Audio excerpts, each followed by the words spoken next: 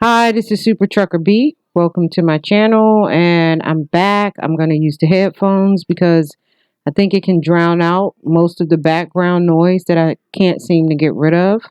Um, in the first video, we were talking about the things you need to do initially to make sure before you get your authority, the things you need to do and know. So I'm going to kind of take you through the process of and maybe share some stories along the way. But I'm going to take you through the process of getting your authority. When you get your authority, like I said in the last video, you are not a broker. You do not need a broker's authority. You do not need your freight forwarder authority when you go to apply. When you go to apply, you will get your motor common carrier authority. So before you apply for it, you need to have stop. Close the door. Before you apply for your authority, you need to have your EIN number. And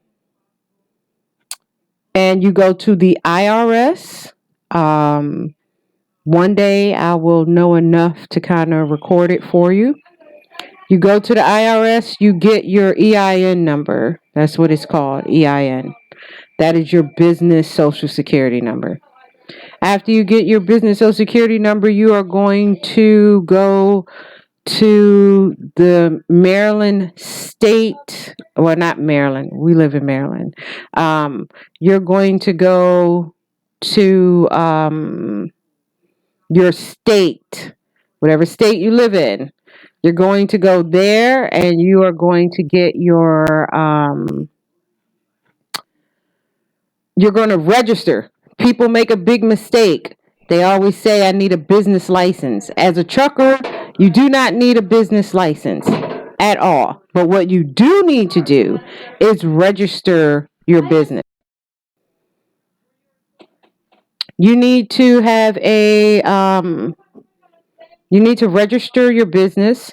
So your EIN number with the IRS is free. They will give it to you immediately. You'll get an option to print it, download it. Make sure when you get to that page at the end of it, you will have your EIN number. You will have your business tax ID number. That's what that EIN number. And I don't know, later we can go through some definitions of exactly what that means, but right now it's not happening. Let me figure it out.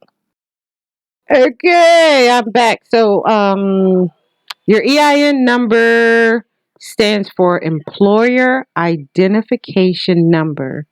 And according to the IRS Small Business Self-Employed, an EIN number, also known as a federal tax ID number, is used to identify a business entity.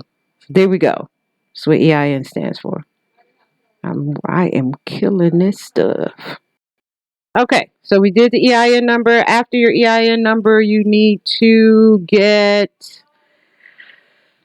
go to your state, which is state.gov. Wherever you live at, and you want to register your business. Again, truck drivers don't have licenses for their business. They give you some vague things to pick from. You want to put some type of form somewhere wherever they have transportation. But you're in whatever is transportation, and you're not hauling furniture. That's a whole nother thing for your FMCSA. So after you go to your state, you register your business because you're going to need your EIN number and it will be your article of incorporation when you register your business. You will need those two things when you go to get your DOT number. When you go to apply for it, you'll need those two things. FMCSA. FMCSA stands for Federal Motor Carrier Safety Administration. That is what the FMCSA is. You will have to go to the FMCSA when you need to get your authority. That's where you're going to apply.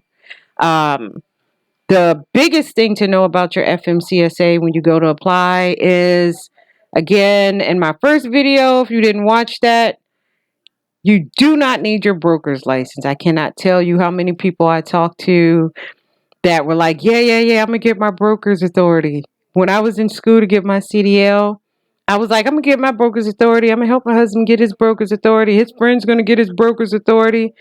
Wrong. Wrong, wrong, wrong. Only thing you need is your common motor carrier authority or motor common carrier authority. Whatever it is, it's a common carrier. And you can use your common carrier authority and have people run under you. You do not have to be a broker. Another very important thing to know, if you are a broker, you are not a carrier. Now, my understanding is that you can become a broker and you can become a carrier. The problem is a lot of insurance companies will frown upon it, is what I heard. Some insurance companies will require you to literally have a totally separate company, so that things don't get intertangled, because you have insurance where for a broker you have to get insurance, which is an surety bond. And that is, I think FMCSA requires you to have it up to $75,000. So you have to get it essentially financed. Again, that's where credit comes in. Have to have that financed. Once you get it financed, then you find someone who will help you with it. You can make payments on it. I don't know what the down payment is because I learned that's not what we were doing, but eventually I am going to actually become a broker. And then we want to make sure that you don't apply for that. It'll take a few weeks. So if you actually apply to become a broker and you go to get the insurance, you're going to find out you don't need to be a broker if you want to haul the loads yourself. You do not want to be a broker. You want to be a common motor carrier. Can't say it enough. So again, in my other video, we explained what was going on with that, where we applied to be a broker, went to get the insurance, found out that's not what we wanted to do. And with the FMCSA, we were able to go in, which is a lot of freaking paperwork. It was extremely frustrating. I had no clue of what I was doing. So you go into the FMCSA, you apply to be a motor common carrier, so that you don't have to go through the headache. You can transfer it if you've made the mistake and paid to become a broker. You can go in, you can fill out a form called the MCS 150, and you can make changes. You will not have to pay to get that changed over unless they've done something in the past couple of months. You don't have to pay another $300. And if I didn't say it, it is $300 to get your authority. That's it. And so you won't have to pay to get your authority again. You can get it transferred. If you apply for any other type of authority, like a freight forwarder, which again, last video I explained, we did that. And then when I called into the FMCSA to try to figure out what was going on, they were like, in the recording, when you're holding, before you can start pushing buttons, they're like, if you don't have a warehouse, you are not a freight forwarder. I was like, damn it. I still tried to get my money back. Because we end up paying $600. It was $300 for your freight forwarder. It's like $300 per authority, and $300 to become a broker. Thank God we were able to just transfer the broker authority over to a motor carrier. But the FMCSA was not coming up off that $300 that we paid unnecessarily, when they could have simply put that in the website. That didn't happen. So we were just out $300. Also, what I did not know is you kind of have they give you like 21 days to process it. So you're going to roughly look at about 30 days. So like if you're working, you want to continue to work. You do not want to quit your job because it's going to take in excess of about 30 days for you to get your authority active unless you already have your truck when you go to apply for it and you already have your insurance when you go to apply for your authority. You want to make sure when you apply for your authority that you have lost my train of thought, but I'm back. So, okay, don't become a freight forwarder. Don't become a motor carrier. Don't become a broker, motor carrier. So by this time, your EIN, your employer identification number is free. You will get that. Download it again. Hold on to that information. Save it. I would suggest you get a hard copy. They will mail you a hard copy as well, but I would just keep one on hand. Doesn't hurt to have two. Go to your state. You want to register your business, not get a business license. You don't need a business license. Again, I'm just telling you because people will just be like, what did you say? Don't need a business license in your state. You need to register your business. That, I forgot to tell you, will cost $150, at least in Maryland. I don't know what it's going to cost in your state. After you get your business license, you can now apply for your authority. I went through all the stuff you need to do with your authority and what you actually need to apply for to haul the freight.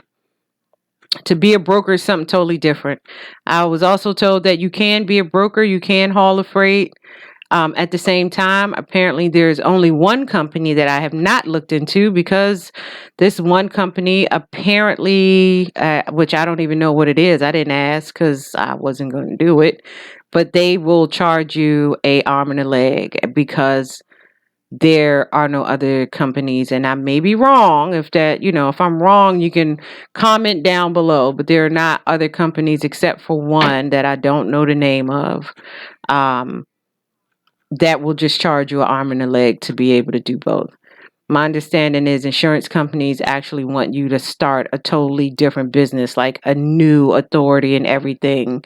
They want you to have a separate authority for freight forwarder. Not freight forwarder. They want to have you a separate authority when you want to become a broker, and then a totally different authority when you are a motor carrier. And I don't know. I'll do some research. Again, have any comments about it, know any more. Again, I'm really new to the industry, so, you can school me on it. I'm fine with that. And then the next thing we want to do is I'm trying to keep these videos at like 15 minutes because I want to just kind of get to the point. I'm going to get better at this. Still don't know how to edit the video, so bear with me. So, all right, after you apply for your motor carrier authority, by the end of the application, you will actually have your DOT, and they will send you your MC number. That's your motor carrier. You'll have your DOT. See what DOT stands for. Something dot somebody did. All right, I forgot. DOT stands for Department of Transportation. How did I not remember that? I was having all kind of brain farts. So your DOT number, your US DOT number, United States Department of Transportation. That number is like also your business Social Security. It will track everything your business does, keep a record of your compliance records, your safety records, your accidents, everything. But you really want to be able to compound that information, and the more you build on it, the better your history is with the FMCSA, what you're doing right now, like, to stay in compliance, get everything in, run by their rules, is that you're building a foundation. So when you're ready to move on with the FMCS, I mean, when you're ready to get with bigger companies, hold on. When you get with the bigger companies, you want to be able to show some type of history that will allow you to for the company to look back, like if you get a contract, they can look back and see that you have a really good record in your CSA score. Let me figure out what CSA stands for. I'm having all kind of brain farts like 12 o'clock at night. CSA scores are very, very important for individual drivers. For some people, they don't seem to understand and or know that they have to have a CSA score. And the higher your CSA score, the worse it's going to look. The lower your CSA score, the better it's going to look. So CSA stands for Compliance, Safety, Accountability. And according to something on the internet, it is an FMCSA initiative that was introduced to improve the overall safety of commercial motor vehicles. So, okay. So, when you want to make it, there's a lot of intertwining things that I'm going to try to get through in these videos. And then eventually I will probably come up with a better way of organizing and explaining the videos. So, or explaining the process. So with so at this point, you have your EIN number, you have registered your business, you've applied for your authority, you received your DOT number, your MC number is going to come after that, like automatically, and then you're going to have to get what they call BOC3. And what that is they're processing agents. And because you're running interstate, that's another breakdown. It's like, I'm going to do a whole video on how to fill out your FMCSA application. Interstate means that you're running out of the state that you have started your business in. You are crossing state lines. Intrastate means that you are running only within your state boundaries. So when you're running interstate, you have to have like a brick and mortar or physical address that they can send information to, if that state needs to get in touch with you. If you're running a business, I think in almost any state you have to have a physical address. So your BOC3 will allow you to have an address in every state. And I am going past my 15 minutes, but it's so much. I'm realizing I'm going to have to break these videos down. So you need your BOC3, and you can actually go online. Eventually, I will put my contacts and resources that I use. And you find someone to file that. And it's a blanket one. That means it covers all 48 states and some stuff in Canada, I think, and something else. Again, get more in detail about that. And then you will have to get insurance. And can't get insurance unless you have a truck. That is a whole nother cluster, you know what. And I will have another video about that. I will get these videos straight. But thanks for joining me. You can leave, hit the like button. You can leave a comment below. It's like 12 o'clock at night.